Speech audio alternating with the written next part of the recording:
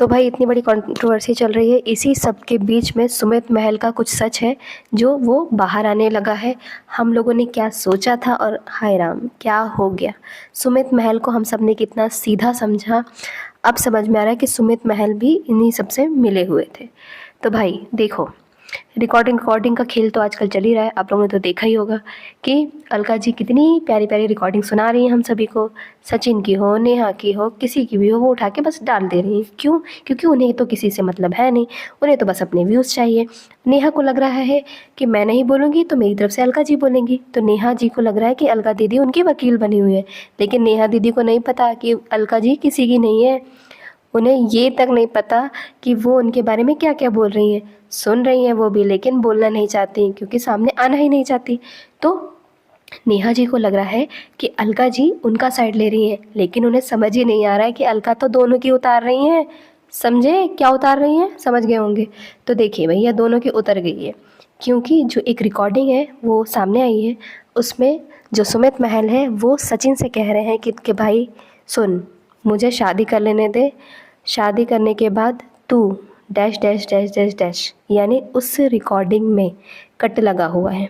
Cut cut cut cut cut, यानी कि भाई मुझे शादी कर लेने दे, बाकी तेरा माल तेरे पास ही रहेगा, यानी मेरी बीवी तेरी ही हमेशा बन के रहेगी। उनका ये मतलब है। सचिन ने अपनी लाइफ में बताया कि उनकी सुमित से बात हुई। सुमित से जब बात हुई तो उन दोनों का प्लान था कि हम दोनों मिलकर जो है नेहा का पर्दाफाश करेंगे, क्योंकि जो सचिन है उनकी वाइफ यानी मनीषा से सुमित की बात हुई थी, और उस बारे में जो भी उनकी बात हुई होगी उस बारे में इन लोगों ने नेहा को नहीं बताया। तो कहीं ना कहीं हमें यही लग रहा है कि जो सुमित महल है वो भी सचिन के साथ मिले हुए हैं, और दोनों लोग मिलकर जो नेहा की है जो भी उनके काले चिट्ठे हैं वो खोलने की तैयारी में थे कि देखते हैं, सारे सबूत इकट्ठा करते हैं और इनका जो काला चिट्ठा है वो खोल देते हैं। और इसके बाद जो रिकॉर्डिंग जो अलका ने सुनाई है उसमें जो सुमित महल है उसमें सुमित महल यही बोले कि भाई तू मुझे शादी कर लेने दे, और मैं ये कट लगा दिया गया है, मतलब यही कि भाई तू मुझे शादी कर लेने दे। सचिन का तो यही कहने का मतलब है कि उनका मतलब ये था कि शादी कर लेने दे, बाकी तुम लोग जैसे रह रहे थे यानी 2 in 1 बन के कि सबके सामने हम सिंगल हैं, बाकी कि हम पीठ पीछे चाहे दो रहें। क्योंकि जैसा कि सब लोग कह रहे हैं कि सुमित महल बहुत बड़े बिजनेसमैन है, तो भैया बिजनेसमैन हो और चाहे ना हो, लेकिन किसी भी इंसान को अपनी इज्जत प्यारी रहती है। तो शायद सुमित महल ने भी यही सोचा होगा कि इंगेजमेंट, ये सब भी बातें मैं आपको तब की बता रही हूँ जब ये खुलासे नहीं हुए थे, तब की बात बता रही हूँ। आप ये ना सोचना कि मैं अभी की बात बता रही हूँ, क्योंकि ये सारे जो रिकॉर्डिंग्स है ना वो पहले की रिकॉर्डिंग्स है जो अब सामने आ रही हैं। तो इन्हीं सब चीज़ों को सुनने के बाद मैं बता रही हूँ। अब जो सुमित का क्या फ़ैसला है वो सुमित ही बताएंगे, है ना।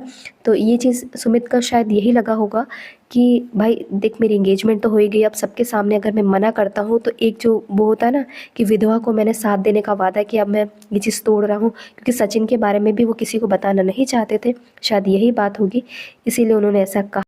ये जो रिकॉर्डिंग्स है वो अलका डाल रही हैं। अलका को तो आप जानते होंगे, टॉक विद अलका, जो दोनों की रिस्पॉन्सिबिलिटी लिए हुए हैं। वो तो ये दिखा रही कि मैं सिर्फ सच को बाहर लाना चाह रही हूँ, लेकिन वो एक देखा जाए तो वो सच को बाहर कम ला रही है। वो नेहा दीदी की वकील ज़्यादा बनी हुई है, क्योंकि नेहा की साइड ही वो ले रही है हर बात में। वो नेहा को सही बताना चाह रही है और सचिन को गलत, क्योंकि उन्हें ये नहीं समझ में आ रहा था कि नेहा बर्बाद कर रही है सचिन को। वो ये नहीं दिखाना चाहती, वो ये दिखाना चाहती कि नेहा कितनी लाचार थी, सचिन ने उन्हें ब्लैकमेल किया, वो ये दिखाना चाहती है। तो अब मनीषा इस चीज़ को समझ चुकी हैं, तो मनीषा को भी वो समझाना चाहते थे कि शायद मनीषा चुप हो जाए और मेरी बातों में आ जाए। तो उन्होंने कल मनीषा से बात की। मनीषा ने उन्हें बहुत जम के झाड़ा है। उन्होंने कहा कि मेरे घर से दूर रहे, मैं समझ चुकी तो कैसी औरत है। इस सभी चीज़ों के बीच में अलका ने एक और वीडियो डाला है जिसमें रिकॉर्डिंग्स डाली। कुछ रिकॉर्डिंग्स हैं जिसमें बहुत ही चीप बातें की गई हैं, कुछ प्रेगनेंसी वाली बातें चली थी। तो उस बातों के बीच में मनीषा ने कहा कि प्रेगनेंसी वाली क्या बात है। तो शायद मुझे ऐसा लग रहा है कि शायद प्रेग्नेंट भी हुई है नेहा, इस वजह से अब वो शादी करने के लिए कह रही थी। जो सचिन है वो उनका मतलब, उन्होंने एक रिकॉर्डिंग जो अलका ने डाली है उसमें सचिन इतने कॉन्फिडेंटली कह रहे हैं कि हाँ मैं शादी करूँगा, मैं चाहे तो मंदिर में करूँगा लेकिन मैं शादी ज़रूर करूँगा। तो या हो भी सकता है कि इन लोगों ने शादी कर भी ली हो मंदिर में, कोई ऐसा नहीं। जब वो इतने आगे ये लोग बढ़ चुके हैं तो बहुत ही ज़्यादा ये लोग गिर चुके हैं, क्योंकि इन सभी चीज़ को लेकर उन्होंने ये भी कहा कि नेहा के न्यूड फ़ोटोज़ भी हैं मेरे पास, मैं इसीलिए इन सभी चीज़ों से डराता था। ये सभी चीज़ें रिकॉर्डिंग की बात मैं कर रही हूँ, आप लोग ये नहीं सोचना कि मैं अलका के कहने पे कह रही हूँ। अलका ने जो रिकॉर्डिंग डाली है उन्हीं सब चीज़ों को सुनकर मैं आपको बता रही हूँ कि उन्होंने न्यूड फ़ोटोज़ की बात की। इसके साथ ही उन्होंने ये भी कहा कि ये सभी चीज़ें सुमित महल को पता चल गई थी, इसलिए हम लोग सब मिलकर प्लान कर रहे थे कि नेहा को हम लोग एक्सपोज़ करें, क्योंकि नेहा के भाई को भी ये सब चीज़ें पता थी।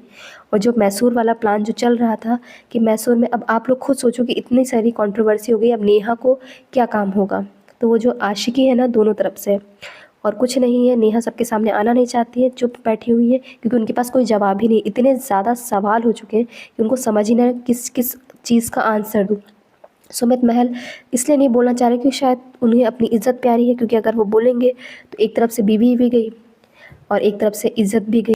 इसके साथ ही मैं आपको बता दूं कि इस रिकॉर्डिंग में एक और चीज़ थी, जिसमें नेहा ने ये कहा है कि ये देखो, मैंने एंगेजमेंट के बाद 15 लाख रुपए कमाए, यानी ब्लॉग्स के ज़रिए उन्होंने 15 लाख रुपए कमाए हैं। अब तो मैं इस आदमी को शादी करूँगी, इस आदमी से मैं इस आदमी को छोड़ूंगी नहीं। तब सचिन ने कहा कि मैं तुझे शादी नहीं करने दूंगा, मैं मंडप में आग भले लगा दूं, लेकिन मैं तुझे शादी नहीं करने दूंगा। तब अलका ने कहा कि भाई तुम लोग ऐसा है तो शादी तो नहीं कर ली गई मंदिर में। तो सचिन ने कहा कि हाँ, हमने शादी कर ली है। ये चीज़ सचिन ने कही। सचिन ने रो रो कर जानू जानू कहा उसे, मतलब इतना गिर गया सचिन को ये नहीं समझ में आ रहा है कि मैं क्या कह रहा हूँ। तब अलका ने कहा कि मनीषा का क्या होगा। तो सचिन ने कहा कौन मनीषा, मैं नहीं जानता, मैं मनीषा जो उसे करना हो वो करे, मैं उसे छोड़ दूंगा, मुझे उससे कोई मतलब नहीं। तब अलका ने कहा कि अगर तुम मनीषा को छोड़ दोगे और अगर मनीषा ने किसी और से शादी की तो क्या तुम वो देख पाओगे। तो सचिन ने कहा कि जब मैं उसे छोड़ ही दूंगा तो मुझे कोई मतलब नहीं, वो किसी से शादी करे या ना करे, मुझे उससे कोई मतलब नहीं है। इसके साथ ही देखिए एक बात और सामने आई है कि नेहा ने सारे क्रिएटर्स से मिलने के लिए, सभी क्रिएटर्स खासकर मम्पी राहुल, और जिनके नाम ले रही हूँ मैं, मम्पी राहुल, किट्टो, अमित के यहाँ, उधर जो निक्कू सुमित हैं उन लोगों के यहाँ, कामिनी, इन सभी लोगों से दूर रहने के लिए कहा था। इसके साथ ही उन्होंने एक चीज़ और कही कि तुम बच्चा पैदा मत करो, अगर तुम्हें लगे कि बच्चे की ज़रूरत है तो तुम ताशी को गोद ले लो, क्योंकि नेहा दोनों तरफ से खेलना चाहती थी। नेहा अगर शादी करना चाहती थी, उसने ये भी सोचा था अगर मेरी शादी नहीं भी होती सचिन से तो मैं किसी और से शादी कर लूँगी, रहूँगी तो मैं सचिन की ही, इधर से भी खाऊँगी पैसा, उधर से भी खाऊँगी, क्योंकि उनका मेन मोटिव पैसा ही और कुछ नहीं है। और बात रही ताशी की, अगर ताशी को वो गोद ले लेते हैं तो मैं बच्चा पैदा करने की क्या ज़रूरत है, ताशी है तो ताशी को तो तुम गोद ले लेना। ये लाइन थी नेहा की, नेहा ने ये कहा है। तो देखिए, जो लड़की, जो औरत 40 साल की होकर बुढ़िया अपना घर तो बर्बाद कर ही चुकी है और दूसरों का भी घर बर्बाद कर रही है। मनीषा को उसने, यानी ना ही वो पति के हिसाब से रहने दे रही है, ना ही बच्चा उसे करने दे रही है। वो एक तरफ से उसे एकदम बर्बाद करना चाहती थी और अपनी बेटी को गोद इसलिए देना चाहती थी ताकि ये लोग गोद ले लें, और जो ताशी, जब अगर वो लोग गोद ले लेंगे तो आधी प्रॉपर्टी तो ऐसे ही मुझे मिल जाएगी बच्ची के थ्रू, और आधी प्रॉपर्टी तो मैं सचिन से ले ही लूँगी। उनका ये मेन मोटिव था, मेन टारगेट था, जो आज लोगों के सामने आ गया है। किसी को नहीं समझ में आ रहा है कि नेहा ने क्या कर दिया, नेहा को खुद नहीं समझ में आ रहा है कि उसने क्या कर दिया। शायद इसीलिए नेहा किसी के सामने नहीं आ रही है। इतनी सारी चीज़ें कि ये सभी चीज़ें देखकर तो मेरा सर घूम रहा है। शायद आप लोगों का क्या रिएक्शन होगा मुझे नहीं पता। आप लोग कमेंट बॉक्स में ज़रूर बताना कि आप लोगों ने नेहा को क्या इतना गिरा हुआ समझा था जैसा आप आज देख पा रहे हैं।